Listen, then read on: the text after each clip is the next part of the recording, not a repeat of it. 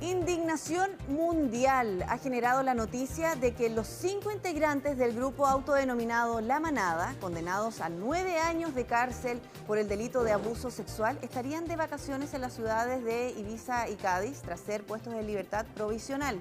El defensor de La Manada sostiene que no se ha producido ningún indicio de agresión sexual, argumentando que todo el caso ha sido causa del lobby feminista y se ha utilizado de forma política y propagandística por parte de grupos de izquierda. Vamos a tomar contacto desde Sevilla con Agustín Martínez. Él es abogado de este grupo La Manada. Muchas gracias, abogado, por atender nuestro llamado y acceder a esta entrevista. Y primero preguntarle si efectivamente parte de este grupo estaba de vacaciones durante este tiempo.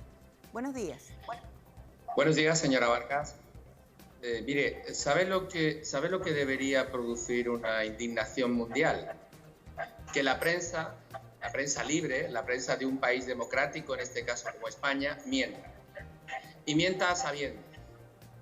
Ninguna de las personas que formaban parte del grupo, de lo que se autodenomina La Manada, ha estado en Ibiza. Es falso. No se han movido de Sevilla, no se han movido de sus casas ni se han movido de sus localizaciones. Por lo tanto, lo que debería prestar una indignación absoluta es que desde medios de comunicación de un país como el nuestro, que supuestamente parece que es libre, se mienta y se mienta a la opinión pública. Ahora, claro, esto ha generado indignación mundial desde el primer comienzo y al conocer además esta información que usted está desmintiendo, las personas por supuesto que entienden que finalmente termina siendo una burla. Y se lo pregunto por la misma fotografía que se sacaron, incluso usted estaba incluido en este registro fotográfico que se viralizó, porque ellos estaban celebrando en una actitud claro, de alegría al momento de salir de la cárcel, cuando quedan en esta libertad provisional. ¿Usted no siente que eso es reírse también de aquellas personas que cuestionan y muchísimo esta situación que se está viviendo? Vamos a ver, mire, hay una cuestión que este procedimiento ha tenido desde el minuto 1 y que ha marcado todo el desarrollo del mismo. Una persona no es culpable hasta que no haya un tribunal que dicte en una sentencia firme una resolución que así lo diga. Por lo tanto, estas personas son inocentes. Le digo más, estoy absolutamente seguro, con el conocimiento de todo el procedimiento, de que estas 5 personas no abusaron sexualmente de la denunciante y tampoco agredieron sexualmente a la denunciante. Pero no solamente estoy seguro yo, está seguro también uno de los 3 magistrados que dictó una sentencia en la cual entendían que eran inocentes. A ver, abogado, pero aquí hay una sentencia. El tribunal determinó que sí hubo abuso sexual, lo que no hubo fue violación según el tribunal, y es eso lo que se está evaluando además ahora. Permítame, 3 de los miembros del tribunal, el tribunal está conformado por 3 magistrados. 2 de los magistrados entendieron que había ese delito, abuso sexual, y 1 de los magistrados entendía que la resolución justa hubiera sido la absolución. Estas personas han estado 2 años en prisión. Estas personas consideran que son inocentes y lo que allí ocurrió fueron relaciones sexuales consentidas. Es normal, y entienda que es absolutamente lógico y razonable, que celebren en la intimidad, en su intimidad familiar, celebren que hayan sido puestos en libertad. Sí, es que ellos no lo celebraron en la intimidad familiar, abogado. Ellos no lo celebraron en la intimidad familiar. Ellos difundieron una fotografía que finalmente terminó siendo viralizada. A eso me refiero. ¿Usted cree que eso es prudente? Señora Vargas, yo estaba allí. Era una celebración familiar de un grupo de personas. De un grupo de personas, todos que formaban parte de su familia. Se realizó una fotografía, alguien publicó esa fotografía. ¿Y ese fue un acto imprudente? ¿Por qué va a ser un acto imprudente? Haber difundido esta fotografía celebrando, siendo que ellos ya habían sido sentenciados por abuso sexual, porque no hablamos de personas inocentes. Mire, señora, en este país, en España, pero le digo más, en Chile también, una persona es culpable solo cuando tiene una sentencia firme. ¿Y aquí hay una sentencia? No, señora, pero no es firme, es en primera instancia. Eso significa que el Tribunal Superior, el tribunal al que vamos a acceder ahora, puede considerar que no se ha cometido el delito. Por lo tanto, siguen siendo inocentes. Le repito, aquí y en Chile. Mientras que no haya una sentencia firme, no se puede vulnerar la presunción de inocencia de estas personas. Abogado, el tribunal puede decir que, claro, como dice usted, y me imagino que es el mejor escenario para ustedes y los 5 miembros de la manada, que son inocentes, pero también puede decir que no se trató de un abuso, sino también de una violación. Ciertamente. Pero ¿por qué ante esos dos escenarios usted se plantea el más negativo, yo me planteo el más positivo? Y entonces la cuestión está en una cuestión casi de fondo. Estas personas no consideran que en ningún caso produjesen una agresión, de manera que siempre se han considerado inocentes. Abogado, y así lo hemos defendido. Sí, ¿qué lo hace a usted pensar que ellos son inocentes y finalmente asumir esta defensa de los 5 miembros de la manada? ¿Por qué dice usted que esto finalmente fue una relación sexual consensuada entre una mujer y 5 hombres? Porque conozco el procedimiento, porque conozco las declaraciones que fueron prestadas tanto por la denunciante como por ellos. ¿Qué lo convenció a usted? Explíquenos qué fue lo que a usted lo convenció. Mire, cuando cualquier delito que se produce de agresión sexual se produce dentro de un ámbito de, llamémosle, clandestinidad, en un ámbito muy cerrado. Ciertamente, la declaración de la persona que ha sufrido esa agresión tiene un valor muy importante. Y esa declaración tiene un valor muy importante y debe valorarse a lo largo de cómo se manifiesta. Es decir, desde el principio, desde la primera toma de declaración, hasta la declaración que manifiesta en el acto del juicio. Cuando alguien, en el momento que se produce esa supuesta agresión, dice a la policía que ha sido introducida a la fuerza en el portal, agarrada por los brazos por 2 hombres de complexión fuerte y que la han introducido de manera violenta dentro del portal, evidentemente eso marca que parece clara la agresión sexual. Pero si después usted escucha de su propia boca que efectivamente no ocurrió así, que entró de la mano de uno de ellos y que nadie la metió por la fuerza y ella pensó que iba a entrar a consumir droga, ciertamente estará de acuerdo conmigo que ya su declaración no tiene la misma validez, porque ya no ha dicho la verdad en un momento determinado. Y a partir de ahí, el desarrollo de esta declaración tuvo suficientes elementos como para ponerla en duda. Y es más, en este caso, sorprendentemente, hay una grabación, hay un vídeo.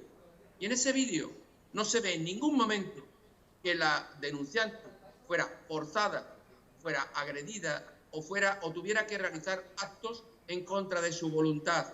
Abogado, es más, en su gesto no se denota ningún tipo de forzamiento, por decirlo de alguna manera. Bien, entiendo que el cambio de declaración de la víctima en este caso fue lo que a usted le genera dudas y probablemente no creer en su testimonio. Ahora yo le pregunto, claro, ella habría ingresado a este lugar a consumir droga.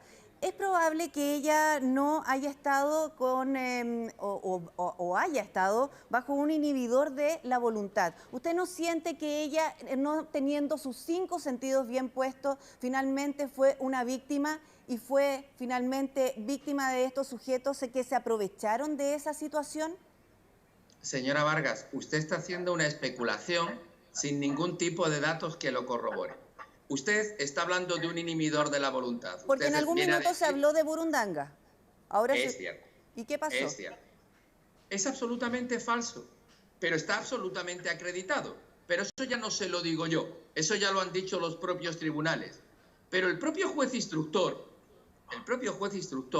sabía perfectamente que no había burundanga. Y le explico el porqué y lo va a entender y lo van a entender todos nuestros amigos chilenos. Mire, la burundanga es una sustancia, burundanga, escopolamina o cualquier tipo de inhibidor que se le da a una persona, para torcer su voluntad, para que esta persona en un momento determinado no tenga el propio control de sus actos. Pero el efecto de la burundanga no es mágico, es decir, el efecto de la burundanga no es ni inmediato ni desaparece de manera inmediata.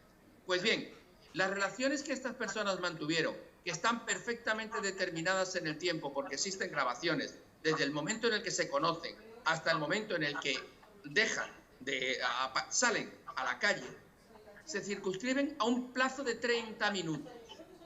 Bien, cuando la policía habla por primera vez con la chica, que es al minuto 32, la chica está perfectamente. Y la chica habla y describe lo que ha ocurrido, su versión de lo que ha ocurrido perfectamente, sin que se note ni la influencia de alcohol, dicho por la policía, ni mucho menos la influencia de sustancias tóxicas que hayan podido inhibir su voluntad. Por lo tanto, la burundanga, en este caso, se ha convertido en un bulo más para desprestigiar la actitud de estas personas. Por lo tanto, es falso. Claro, nos imaginamos que, según lo que usted nos está comentando, y porque además ha asumido la defensa de estos jóvenes, porque cree ciegamente también en su inocencia abogado, y eso yo no se lo estoy cuestionando, de todas maneras también, por eso también agradecemos que esté en contacto con nosotros, pero le quiero preguntar por un hecho puntual, porque hay un caso de mayo de 2016 que se registró en Pozo Blanco y 4 de estas personas que son parte de la manada habrían estado involucrados y están siendo juzgados por otro tribunal, por otro caso de delito sexual. ¿Eso a usted no lo hace dudar que probablemente sea un comportamiento de estas personas que a lo mejor no habitual, pero que sí lo han hecho en otras ocasiones? Absolutamente para nada, porque ambos casos no tienen nada que ver. La cuestión es que, si se fijan, estas personas, este asunto sale como consecuencia de que ellos aportan su teléfono para acreditar que las grabaciones que se realizaron en los hechos de Pamplona eran absolutamente consentidos y la denunciante mostraba voluntad de participar en estas relaciones sexuales, y el juez de instrucción de Pamplona, no contento con la visión que tenía o no contento con la interpretación de esas imágenes, intentó buscar cualquier otra imagen que pudiera incriminarlos. Eso se llama en derecho obtener una prueba de manera ilegítima. Es la teoría del árbol contaminado. Si usted tiene un árbol contaminado, el fruto que va a obtener de él no va a ser bueno, no va a ser lícito y va a estar malo. Claro. El vídeo que se obtiene en Pozo Blanco, ya le digo que no tiene absolutamente nada que ver con una agresión sexual, nada que ver. Es un delito en el que se observan otro tipo de circunstancias. Habrá que juzgarlo en Pozo Blanco, Córdoba, y habrá que ver exactamente cuál es su nivel de responsabilidad. Pero lo que no se puede hacer es considerar que porque existan unas imágenes que en un momento determinado puedan no ser ajustadas a derecho, aplicar una regla general, eso en derecho español y en derecho chileno exactamente igual, se llama derecho penal de autor, es decir, considerar que porque una persona haya cometido un hecho puntual en un momento determinado, se le puedan aplicar todos aquellos delitos a los que puedan ser acusados. Por lo tanto, le digo que Pozo Blanco no tiene nada que ver con el asunto en Córdoba. Ahora, porque el caso de Pozo Blanco todavía no se ha llegado, no ha tenido un final. Finalmente hay que esperar qué es lo que ocurre también en ese proceso. Pero eso también podría jugar en contra de sus defendidos. En caso alguno, en ninguna forma. Cada caso tiene un estudio y un análisis puntual. ¿Tampoco por ser reincidentes? No, mire, la reincidencia, señora Vargas, como su propia palabra indica, la reincidencia solo se puede hacer a futuro, no a pasado. Sí, se lo pregunto porque acá en Chile la reincidencia se considera al revés, personas reincidentes en un delito y que lo han hecho anteriormente. Pero por eso es importante aclararlo. En España esos son antecedentes penales. Usted tendría antecedentes, no reincidencia. La reincidencia parte del principio de que solamente se puede ser reincidente cuando ya se ha cometido un delito. No se puede ser reincidente cuando anteriormente no tienes un delito. En España es exactamente igual que usted ha explicado, pero para que usted esté condenada por un delito, tiene que haber una sentencia firme que la condene. Ahora, abogado, quiero preguntar por la situación de estos jóvenes, dónde se encuentran, porque, claro, había generado muchísima conmoción e indignación al momento de saber o conocerse a través de los medios españoles que ellos estarían de vacaciones. ¿En qué situación se encuentran ellos entonces actualmente? Ellos se encuentran en libertad. En libertad significa que tienen que cumplir los requisitos que estableció el auto que los ponía en libertad y no tienen ninguna limitación de movimientos salvo las que expresa ese auto, que es no poder ir a la Comunidad Autónoma de Madrid, a la provincia de Madrid, por decirlo de alguna manera, y firmar en el juzgado de la ciudad de Sevilla los lunes, los miércoles y los viernes, después de presentar una fianza, una garantía de 6.000 euros. Ahora, Pero sí, le digo, permíteme, porque me produce cierto malestar el hecho de que usted insista en el hecho de la conmoción producida por ese supuesto viaje a Ibiza, cuando ya le he dejado claro que es falso. Sí, ¿sabe por qué se lo pregunto? Falso. Porque además uno de ellos fue sorprendido intentando sacar un pasaporte y la intención de viajar fuera de España es clarísima. ¿Sabe qué ocurre? Yo entiendo que los televidentes que nos estén viendo digan, pero bueno, ¿cómo es posible que este hombre vaya diciendo que todo es falso, que la agresión sexual fue falsa, que el viaje a Ibiza fue falso? Bueno, pues lo del pasaporte también es falso. Y también es falso, y es una mala interpretación realizada en este caso por la policía, que así va a quedar acreditada, no le quepa la menor duda, por el tribunal que los está juzgando y que va a determinar que debe de seguir en libertad, porque no es cierto que fuese a sacar un pasaporte, no es cierto. Simplemente acudió a una comisaría, y no es mi cliente, está afectado por la representación legal de otro letrado, pero este señor fue a una comisaría simplemente a cuestionar cómo resolvía el problema que tenía de la exigencia por parte del tribunal de entregar un pasaporte, y él no lo encontraba en su vivienda. Como no sabía si lo tenía en vigor o no, acudió a la comisaría a preguntar cómo lo resolvía. Y así ha quedado acreditado en la vista que ocurrió el viernes pasado. Por lo tanto, le vuelvo a insistir, se trata de muchas noticias que van con una intención clara de viciar este procedimiento, pero que estamos absolutamente convencidos de que el Tribunal Superior, ya sea el Tribunal Superior de Justicia de Navarra o ya sea el Tribunal Supremo, van a poder desmontar algo que en forma alguna ha ocurrido y que simplemente, y vuelvo a insistir porque usted lo ha hecho en referencia a su entrada, parece más la intención de desprestigiar con una especie de lobby de presión a estas personas que lo que realmente es la comisión de un delito o la búsqueda de la verdad en la comisión de un delito. Entonces, ¿usted a qué atribuye todo este movimiento que se ha generado no solamente en España, a nivel mundial, producto de lo que ha ocurrido allí con la manada? Ciertamente este movimiento coincide en lo que aquí en España se ha denominado como el no es no, con el movimiento Me Too, que son movimientos que tienen, en primer lugar, y quiero dejar perfectamente claro, absoluta legitimidad en la defensa de cualquier agresión sexual que se produzca a una mujer. Es decir, con esto no se está justificando absolutamente nada que tenga que ver con que cualquier mujer tenga que sufrir acoso, agresión o cualquier tipo de violencia. Nada más lejos de la realidad. Abogado, sí, ¿usted cree entonces que en este caso no hubo violación? Me quedó claro. Pero también dice que no hubo abuso. No hubo agresión, no hubo abuso y no hubo ningún tipo de vulneración de los derechos de esta mujer, ni en el índole sexual, ni en otro índole. Exclusivamente, y tal y como reconoce la sentencia y uno reconoció, se produjo por parte de estos señores, de estos tipos, de estas personas, la sustracción del móvil por parte de uno de ellos.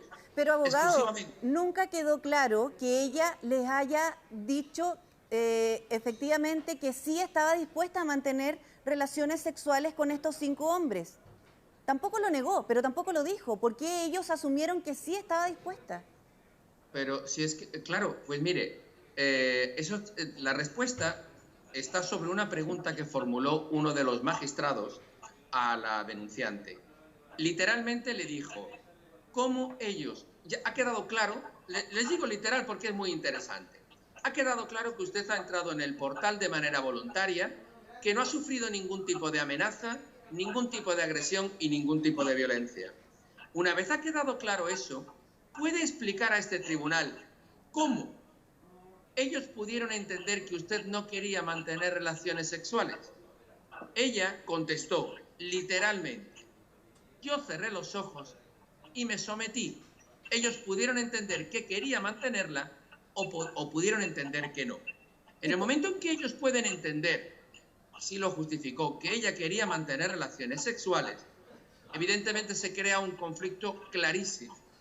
Es una justificación sin duda bastante leve, por no decir nula, el hecho de plantear que una persona que entra voluntariamente dentro de un portal con 5 personas que piensan que quiere mantener relaciones sexuales, usted diga, bueno, cierro los ojos y ellos pueden entender que quiero o pueden entender que no quiero. Abogado, lo que a mí me genera dudas es que por qué ellos entendieron que sí quería.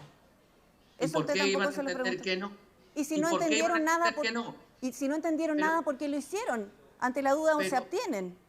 Claro, pero fíjese, qué curioso que nada más salir de la plaza acudieran a un hotel a pedir una habitación para mantener relaciones. Eso está declarado por parte del portero del hotel. Ella reconoce que se espera en la puerta del hotel y no justifica el porqué. Pero es más, ella reconoce que se espera antes de la puerta de ese portal al que quieren entrar, y reconoce que espera sin justificar por qué. ¿Y sabe por qué? Porque efectivamente, tal y como ellos declaran, esas relaciones sexuales estaban pactadas desde el momento en el que se conocieron.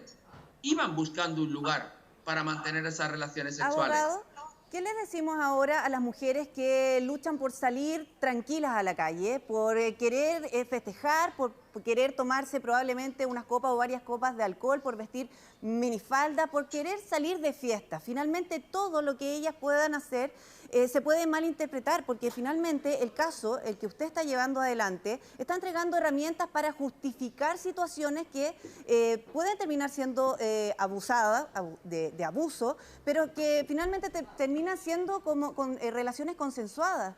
¿Qué le decimos a esas mujeres? Señora Vargas, muy mal me he debido explicar si usted ha entendido eso. Mire, ¿qué le decimos a esas mujeres? Algo evidente. Toda mujer tiene derecho a vestirse como quiera, a salir con quien quiera, a tomar como quiera. Al final, una mujer puede hacer en todo momento lo que estime pertinente. Y si un varón, en cualquier condición, le produce la menor intimidación, agresión o vulnera cualquier tipo de sus derechos, lo que tiene que hacer es denunciar.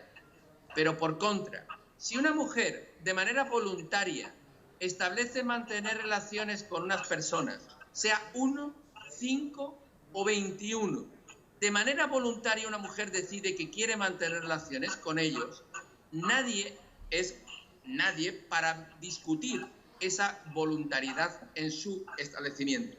Pero es más, si en un momento determinado el final de esas relaciones no es el que, en este caso, la señora esperaba, eso ya quizás queda totalmente fuera del margen del pacto que en un momento determinado establecieron para mantener esas relaciones.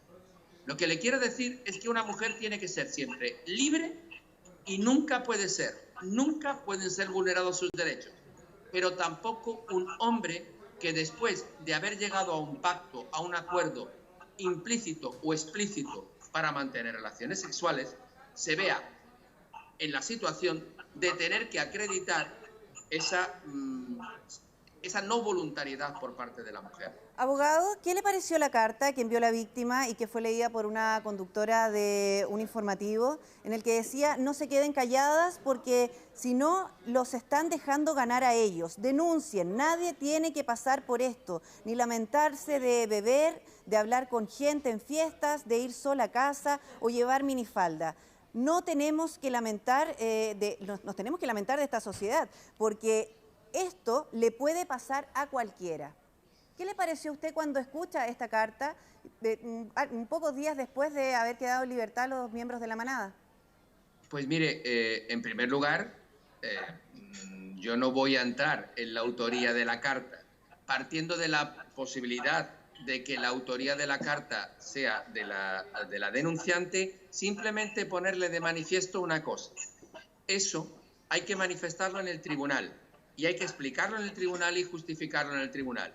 Por lo demás, todas las declaraciones de intención y todas esas manifestaciones las suscribo absolutamente, ya se lo he dicho. Cualquier mujer que sienta que ha sido agredida tiene la obligación de denunciar y tiene el derecho de denunciar. Y el Estado tiene el derecho y la obligación de cubrir las expectativas que genera esa denuncia. Pero hay otra parte de esta historia. Perdón, hay otra parte de esta historia, señora Vargas. Esta denuncia tiene que ser después acreditada. Y tiene que ser acreditada con todos los derechos y cubriendo todos los derechos que también le asisten, no le quepa la menor duda, a las personas sobre las que ha recaído esa denuncia. Abogado, entiendo que usted tiene hijas y me imagino que estas mismas recomendaciones es la que le entrega usted a ellas. No le quepa la menor duda, como las mismas que le efectúa a usted, claro, son las mismas. A toda mujer, a mis hijas, a usted y a toda mujer de cualquier nacionalidad. Pero también tengo hijos. Me consta que usted tiene 2 hijas. Sí. Pero ¿qué pasaría si usted tiene un hijo y es acusado por parte de una mujer de un delito que su hijo le dice que no ha cometido? ¿Creería a la mujer o creería a su hijo? Yo creo que ahí cabe la responsabilidad y por eso también hay que investigar. No sabemos cómo van a actuar las personas y, bueno, es difícil. Me parece una respuesta muy inteligente y a partir de ahí simplemente apliquémonos esa circunstancia. Si su hijo le dijera... ¿Usted hubiese defendido a estos jóvenes considerando que tiene hijas usted es abogado? Y me imagino que si esto le hubiese ocurrido a su hija, también hubiese estado por parte de ella y creer su versión. Señora Vargas, mire, me parece muy mal gusto personalizarlo en mi hija o en una persona allegada. Lo mismo que está haciendo conmigo, es lo mismo. La diferencia es que usted no tiene hijos. Yo tengo 2 hijas también. Efectivamente, pero sí, evidentemente, yo lo que le he planteado es una realidad personal. Ciertamente estará usted de acuerdo conmigo que si mi hija presentara una denuncia contra alguien, yo no sería el abogado defensor de esa persona. Pero usted le creería a su hija. Si en este caso le hubiese pasado lo mismo a su hija, ¿usted le creería a su hija? Pero señora, evidentemente, es que mi parte... Es lo mismo que usted me está preguntando, sí. Claro, pero pues en esos términos, todos creemos a la parte que nos toca y que nos corresponde. Porque esto en el fondo no resulta más que mi trabajo. Es decir, yo he acusado a muchas personas por agresiones sexuales. Y he tenido en algunos casos que defenderlas y en otros que acusarlas. Por lo tanto, uno lo que valora es la realidad de los hechos en los que se encuentra imbuido. Si usted me dice, si a mi hija tuviese cualquier tipo de dato, de circunstancia similar, pues obviamente la apoyaría hasta sus últimas consecuencias. Lo cual no me evitaría pensar que un abogado tendría que defender a las personas a las que yo en ese caso acusaría. Este es el juego del Estado de Derecho y es el juego de la justicia. Bien, abogado, agradecemos esta entrevista, poder acceder a conversar con usted también era muy valioso conocer su punto de vista. Y vamos a seguir muy pendientes entonces de la resolución del tribunal finalmente en esta evaluación de sentencia. Que esté muy bien. Buenos días para nosotros. Buenas tardes para usted. Un placer. Buenos días y un placer poder haber podido conversar con usted, Priscila, y a su entera disposición cuando estime pertinente. Muchas gracias. Gracias, nos vemos.